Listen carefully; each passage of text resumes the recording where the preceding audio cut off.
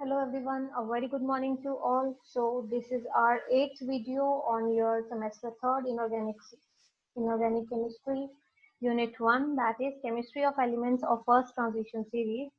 So we were discussing about the binary compounds and coordination complexes of different elements of 3D series, that is the first transition series. So we have already discussed up to the element of iron. Now the next element which we are going to discuss is cobalt. Cobalt is having the electronic configuration of 3d74s2. Here in the 3d subshell 7 electrons are there and in 4s subshell 2 electrons are there. Important ores of cobalt are space cobalt or smalltite, which is also called as smalltite, cobaltite or cobalt glands. These are having these formulas. So generally, also this next ore is linosite, which is having this formula. All these ores are sulfide ores. Cobalt is generally extracted from this smalltite ore. This is a procedure for the extraction of cobalt from COAS twice. So this COAS twice is treated with NaCl in furnace, wherein it gets converted to cobalt chloride, and there As which is left behind is uh, get volatilized and we are left with cobalt chloride, cobalt 2 chloride. Here cobalt chloride is further treated with calcium hydroxide, which is also called as lime. Calcium hydroxide, when it is treated with calcium hydroxide, it gets converted to cobalt chloride, gets converted to cobalt 2 hydroxide, where cobalt is in its plus 2 oxidation state. Next, we use bleaching powder to oxidize this cobalt hydroxide from its plus 2 oxidation state to cobalt 3 hydroxide. Further, cobalt 3 hydroxide formed is heated to give cobalt oxide, which is having formula CO3O4, where 3 cobalts are there, 2 in plus 3 oxidation state and 1 cobalt is in plus 2 oxidation state. So this cobalt oxide is further treated with carbon, or we can say it's reduced with the help of carbon at high temperature of 2000 degrees Celsius, and we get pure cobalt, and CO is released, that is carbon monoxide is released in this last step. Now we come to the binary compounds of cobalt. Binary compounds of cobalt, major binary compounds which we are going to discuss here includes oxides and halides. Common oxidation state for binary compounds and complexes of cobalt are plus 2, plus 3 and plus 4. Here plus 3 is the most stable in aqueous medium, and plus 2 and plus 3 are more common in comparison to plus 4.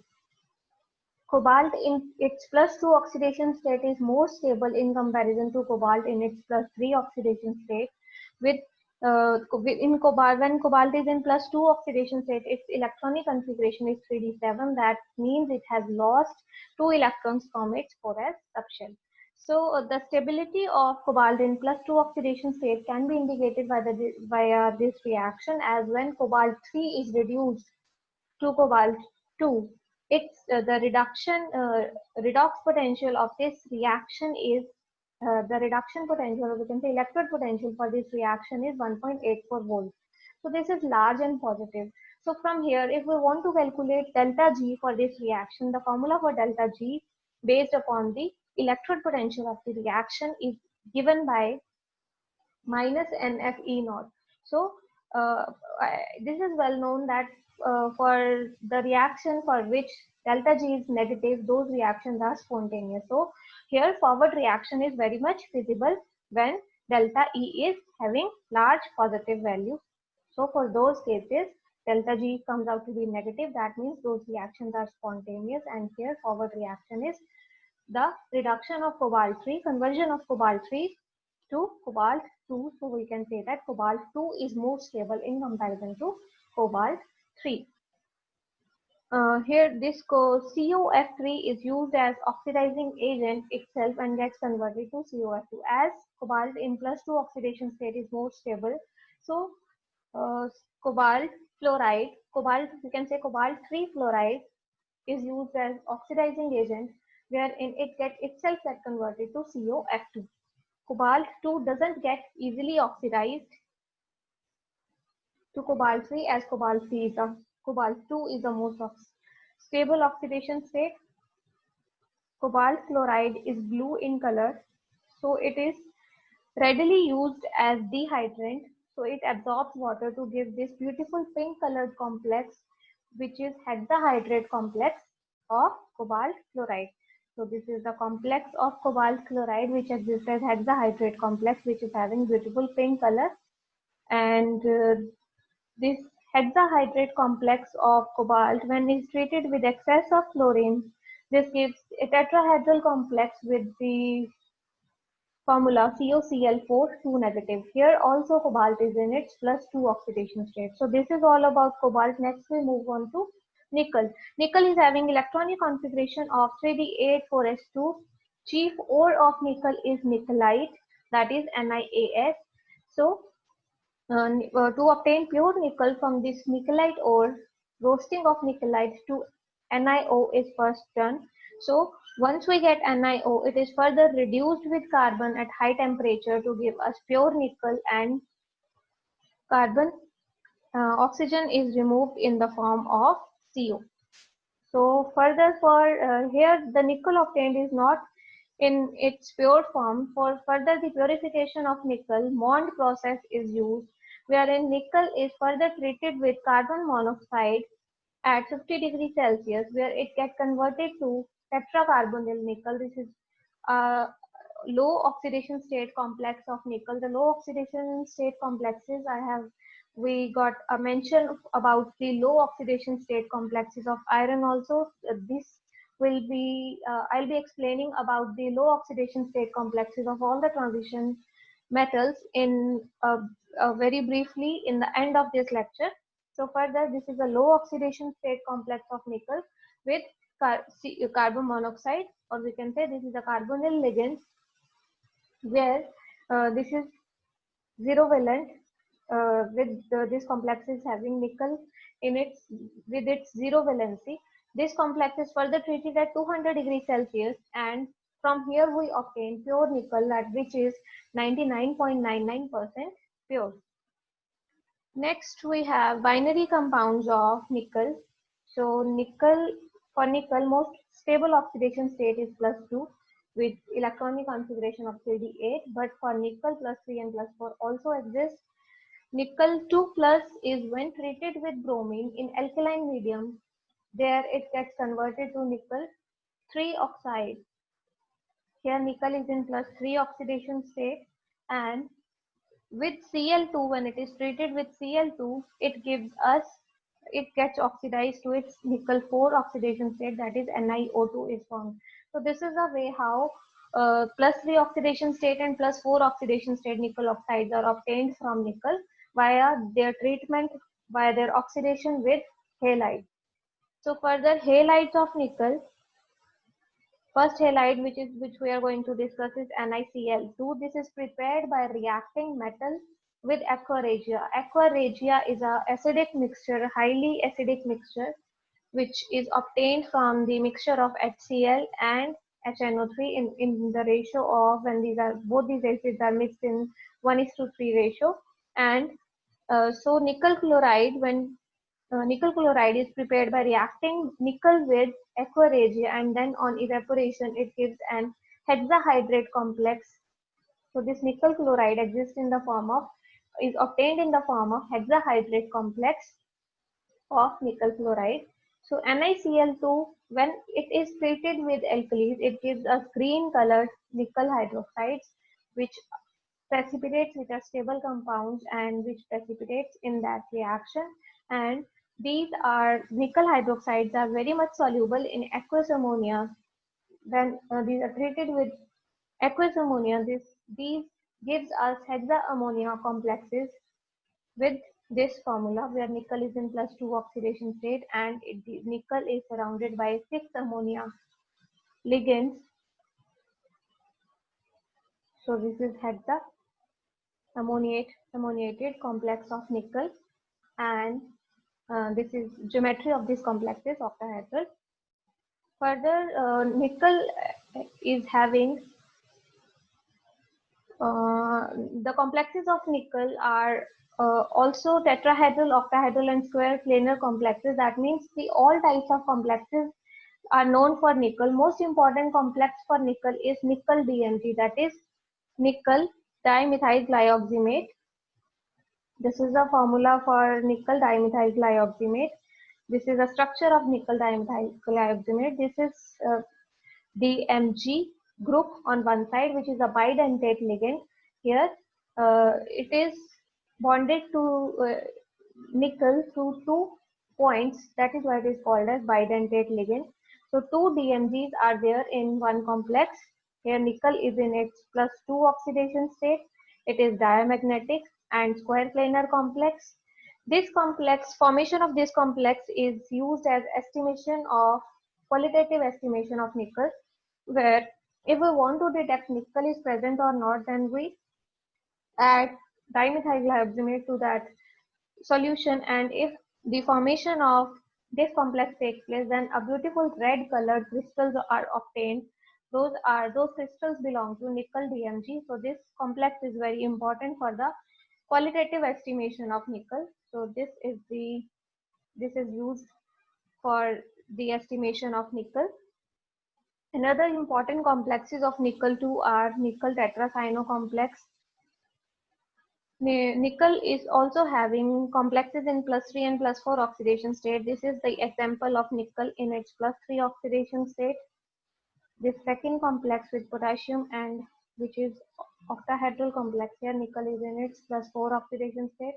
So this complex is a strong oxidizing agent as it reacts with water and liberates oxygen. This complex is obtained via the reaction of nickel chloride and KCl, via the reaction of nickel chloride and KCl with elemental fluorine.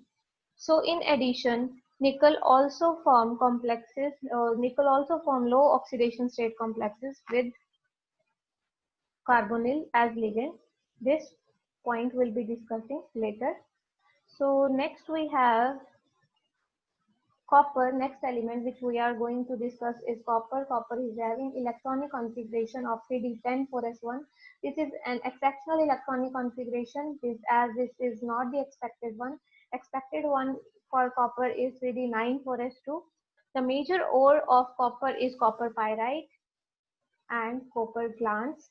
Copper pyrite is having formula CuFeS2. Cuprite is having formula Cu2O. Copper glance is having formula Cu2S. And next ore is, fourth ore is malachite, which is hydroxide and mixture of hydroxide and carbonate. So copper is generally extracted from its sulfide ores, that is copper pyrite or copper glance, by flotation process followed by roasting in air to remove volatile oxides of astatine and antimony. So this is how the extraction takes place. We start with copper pyrite and treat it with oxygen. In there it gets converted to copper sulfide and iron sulfide is formed along with. So in the second step, roasting of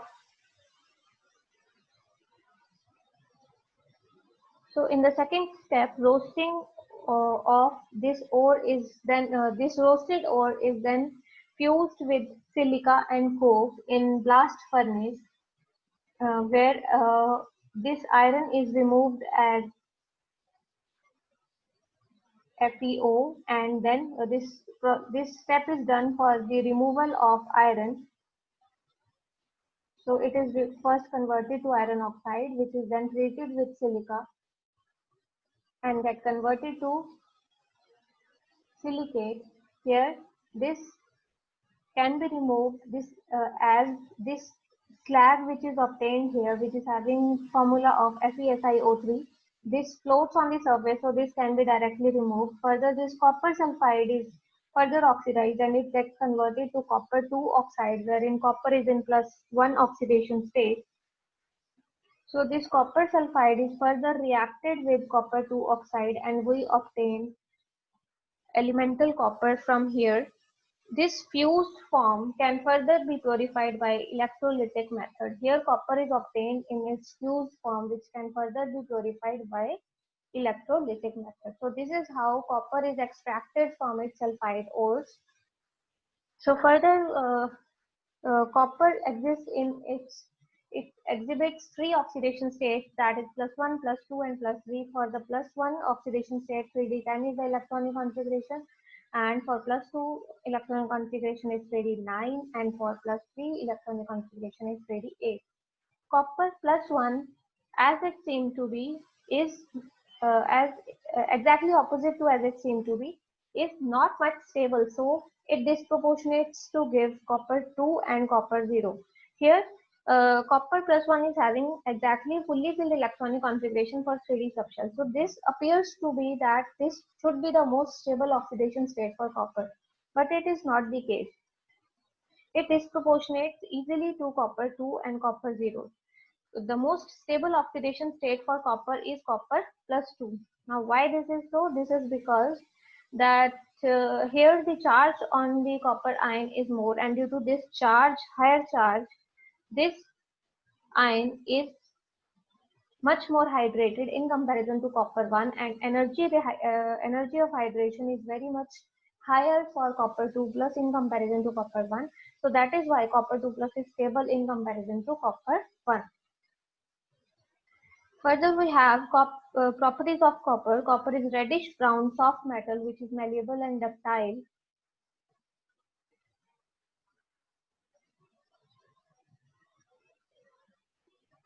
So this is malleable and ductile, and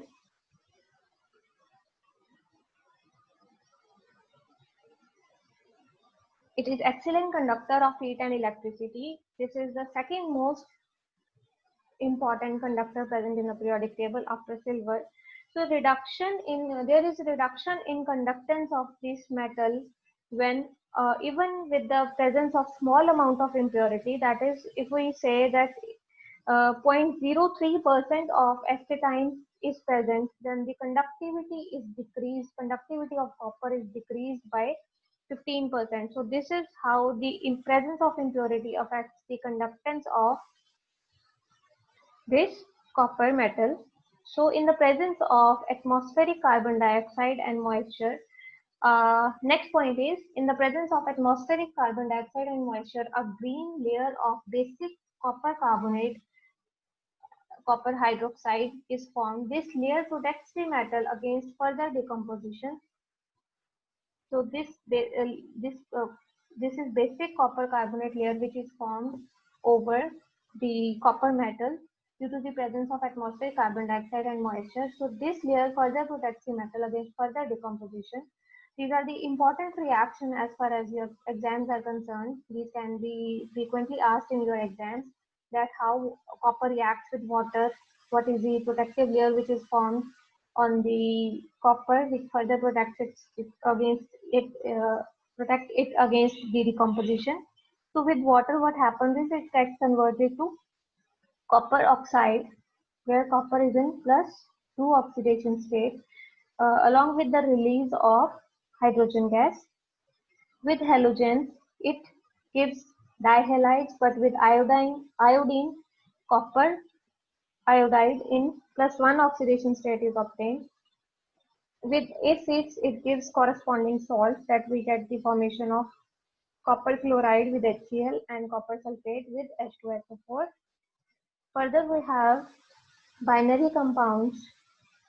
And for binary compound, first compound which we are going to discuss is Cu2O, wherein copper is in +1 oxidation state. So this is obtained by the reduction of alkaline solution of copper 2, as copper 2 is more stable. So copper 2O is obtained from copper 2 with suitable reducing agent like hydrazine. For obtaining copper 1 halides, what we do is we treat copper metal with HCl, which is not a strong oxidant. There we get the conversion of copper metal to copper +1, which is a colorless solution, and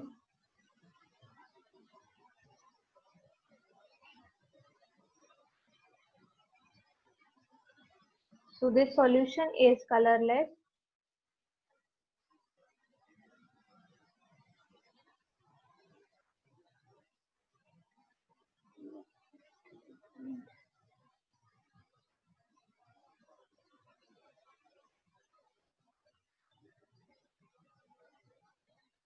So this is a colorless solution and which is further treated with chlorine solution, and we get, here it is not visible, and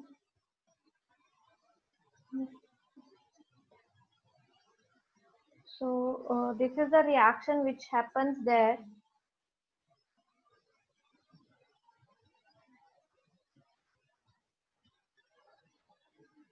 So next we have complexes of copper 1. So copper 1 exists in gives two types of complexes with coordination number 2 and coordination number 4. Coordination number 2 complexes are having linear geometry and coordination number 4 complexes are having tetrahedral geometry. So here examples of linear complexes with coordination number 2 is copper diamine complex and copper dicyano complex, and in case of coordination number of 4, this is the example for copper having a complex in coordination number 4. This is potassium tetracyano complex. Further, we have complexes of copper 2 when copper is in +2 oxidation state, as copper +2 oxidation state of copper is most stable. Almost all the complexes of copper 2 are blue in color.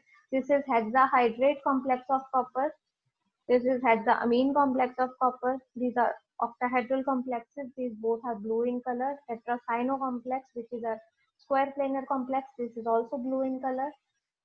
Tetrachloro complex is square planar. This is green in color, which when reacted with water gets converted to hexaaqua complex, and when this hexaaqua complex is treated with ammonia, it gives blue colored square planar complex, that is tetra ammonia complex of copper, which is square planar in structure. One more complex which is having an interesting structure is copper sulfate, which is having 5 water of crystallization. So here 4 waters are present in the main structure and 1 water molecule is further present as hydrogen bonded. Here these 2 oxygens are present as bonded to copper through long copper oxygen bonds in comparison to these 4 bonds. So this complex is believed to have distorted octahedral structure, and this when dissolved in water gives us hexaaqua complex of copper, which is having octahedral structure. So this structure is important. Next element which we have is zinc. Zinc is having the most stable oxidation state, the only stable oxidation state, and the only oxidation state which is possible for zinc is zinc +2. So zinc occurs in mostly in combined form. The major ores are zinc blende, calamine, zincite, siliceous zinc. Zinc blende is zinc sulfide, calamine is zinc carbonate, zincite is ZnO, and siliceous zinc is zinc silicate. So zinc is extracted. Here we have shown the extraction for zinc from zinc sulfide. This is roasted in air at 900 degrees Celsius. There we get it converted to zinc oxide, which is further treated with carbon, and we get it converted to pure zinc at high temperature when it is treated with coke. So zinc is obtained from here is further purified, which is zinc obtained from here is not in its pure form, so it can further be purified by electrolysis. These are some of the properties of zinc.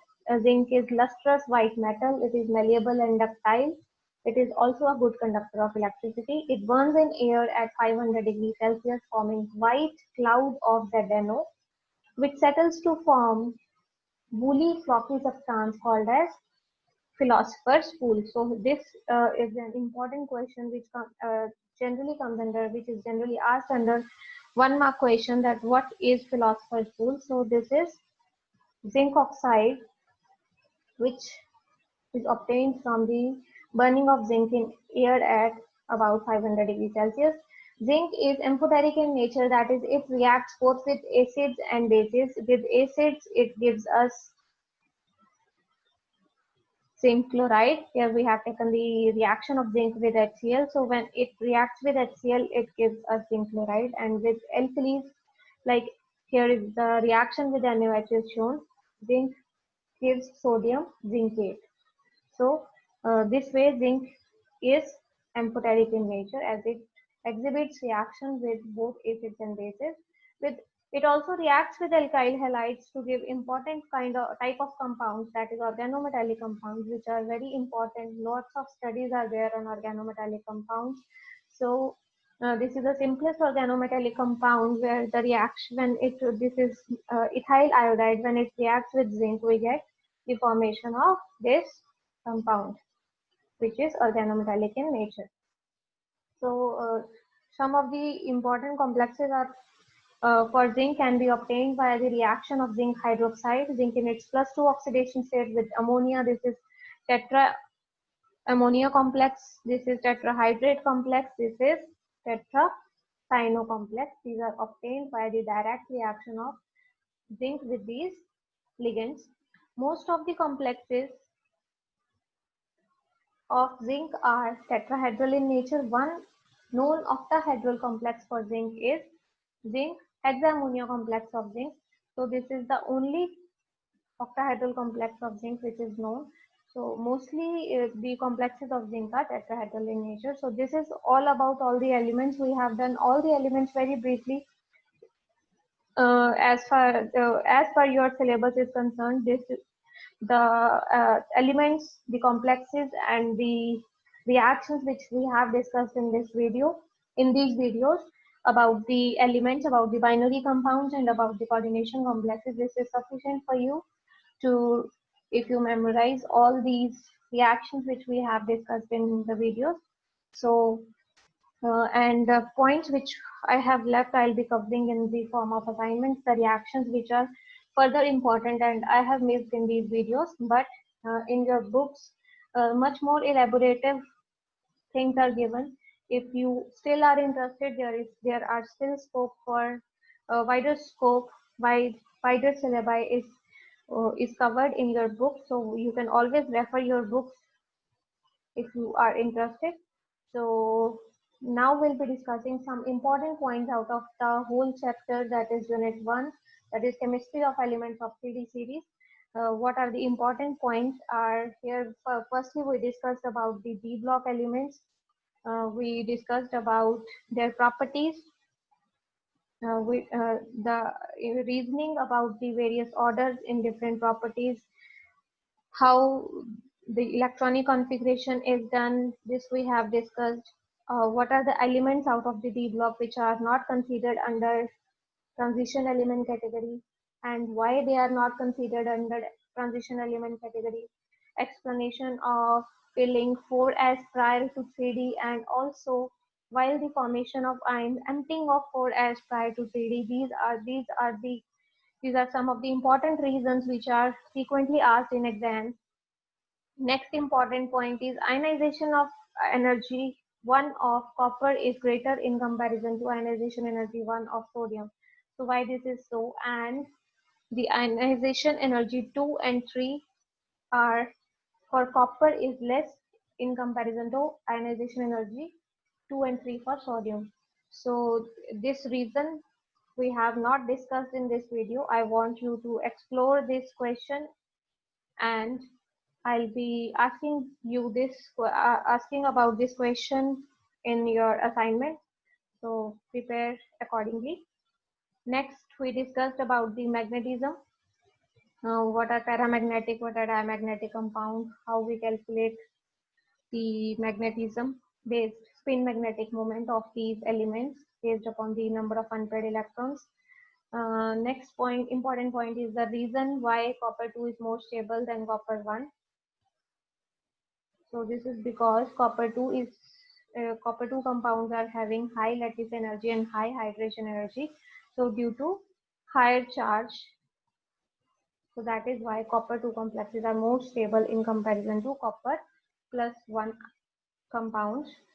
Also, this can also be proved on the basis of redox potential data. These are the redox potentials for both the ions. Here, if we see the disproportionation reaction, for this reaction E naught is positive, that means delta G for this reaction is going to be negative, which directly points out that this disproportionation reaction is feasible. Next, we discussed about the color of compounds, why some compounds are colored and why some compounds are not colored, and S and P, P block compounds are generally colorless and D block compounds are colored. So reasons for these aspects we have discussed in the videos. This is important from the point of view of exam. The next important point is why some ions are formed and why some ions are not formed. Like zinc 2 positive exists, but zinc 3 positive doesn't exist. So reason for this is that after zinc 2, there are exactly fully filled 3D subshell, and it is a lot higher energy is required for the ionization of the third electron from zinc. So that is why zinc 3 positive doesn't exist. Next, we have the low oxidation state complexes of the transition metals. That is the complexes where transition metals are in zero or low oxidation state. These complexes are generally formed with these ligands, that is PO, NO, and PR3, trialkyl phosphine. So here the type of bonding which exists here is not the coordinate bond, but here the back bonding takes place as the metal ions are almost fully filled and the ligands are having empty pi orbitals. So what happens is there is metal to ligand electron transfer, which is called as back bonding. So based upon this type of bonding, these complexes are formed. So this electron transfer in these complexes takes place from metal to ligand, not from ligand to metal. So this is the type of bonding which is the reason for the existence of low oxidation state complexes of transition metals, because these exist for those metals which are in their low oxidation state, which are having a large number of electrons in their d orbitals, and the ligands in such complexes are those which are having empty pi orbitals, which can easily accept electrons. So reactions of some of the important compounds and complexes which we have discussed in the videos are very important from the exam point of view. The reason for high second ionization energy of copper and chromium is their exceptional electronic configuration. This we have already discussed. Chemistry of formation of various complexes and structure of some important complexes which we have discussed in these videos are important from the point of view of exams. Just one example is ring test, that which is used for the detection of nitrate. So which iron complex is formed and how it is formed. You have to learn the reactions and the formula and structure of the complex. Next is the reactivity of potassium and copper despite having. So both these potassium and copper are having their last electron in 4s subshell, that is they are having outer electronic configuration of 4s1. But there is large difference in their reactivity because potassium is highly reactive and copper is less reactive. So you are to find the reason for this. This we have not discussed in the videos. So I'll be asking you about this in the assignment. So you have to explore the reason for this. There is a very simple reason for this. I can give you a hint that it is based upon the screening effect of the electrons which are present in copper. Next, we have variation of boiling points and melting points. That is important.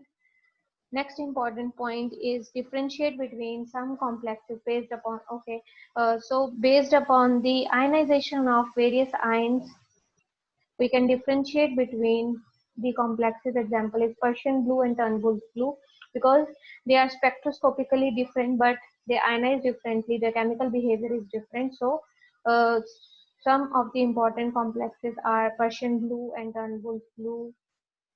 So this is all about this chapter. Next, we'll be discussing about the assignment. I'll be giving you the assignment after this video. So that is it for this video. So we are stopping here about this chapter. Rest we'll be discussing in your assignment. That is it for today. Thank you so much. Have a good rest of the day.